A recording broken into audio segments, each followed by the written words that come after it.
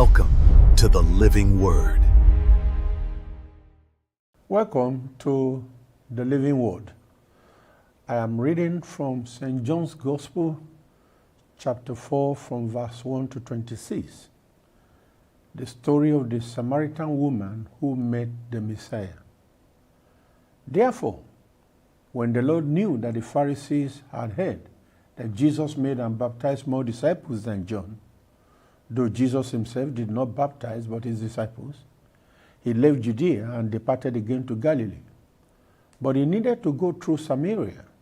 So he came to a city of Samaria, which is called Sychar, near the plot of ground that Jacob gave to his son Joseph. Now Jacob's well was there. Jesus, therefore, being wearied from his journey, sat thus by the well. It was about the 6th hour. A woman of Samaria came to draw water.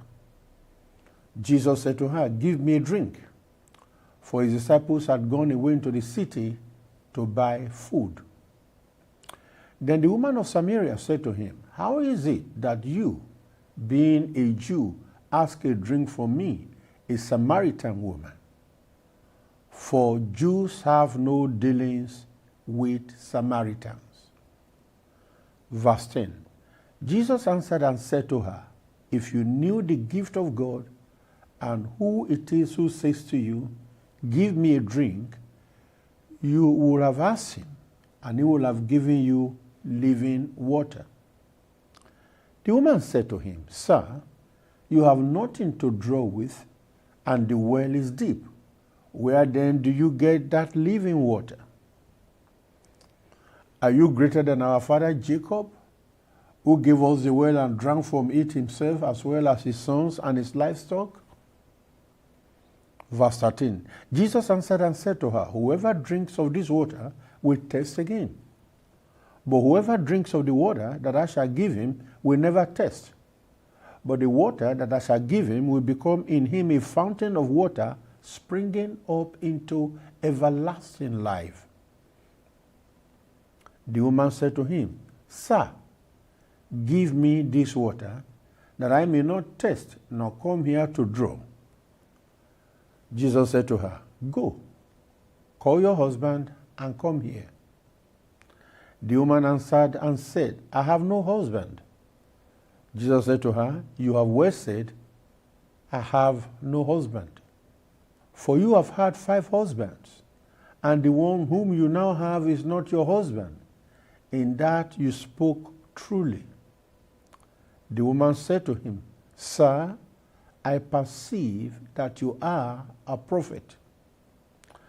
Our fathers worshipped on this mountain, and you Jews say that in Jerusalem is a place where one ought to worship." Verse 21. Jesus said to her, "Woman, believe me, the hour is coming when you will neither on this mountain nor in Jerusalem worship the Father. You worship what you do not know. We know what we worship, for salvation is of the Jews. But the hour is coming, and now is, when the true worshippers will worship the Father in spirit and truth, for the Father is seeking such to worship him." Verse 24. God is spirit, and those who worship him must worship in spirit and truth. Verse 25. The woman said to him, "I know that Messiah is coming, who is called Christ. When he comes, he will tell us all things." Verse 26.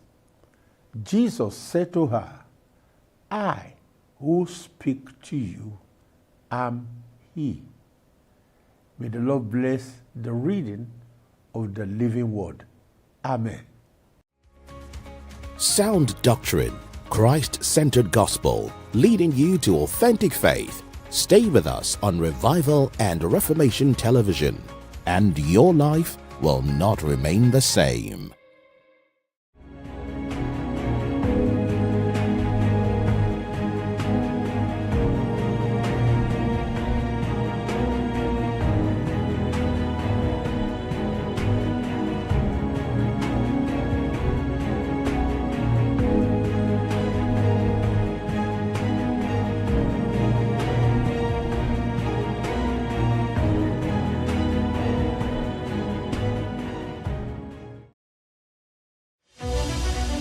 Thanks for watching Revival and Reformation Television.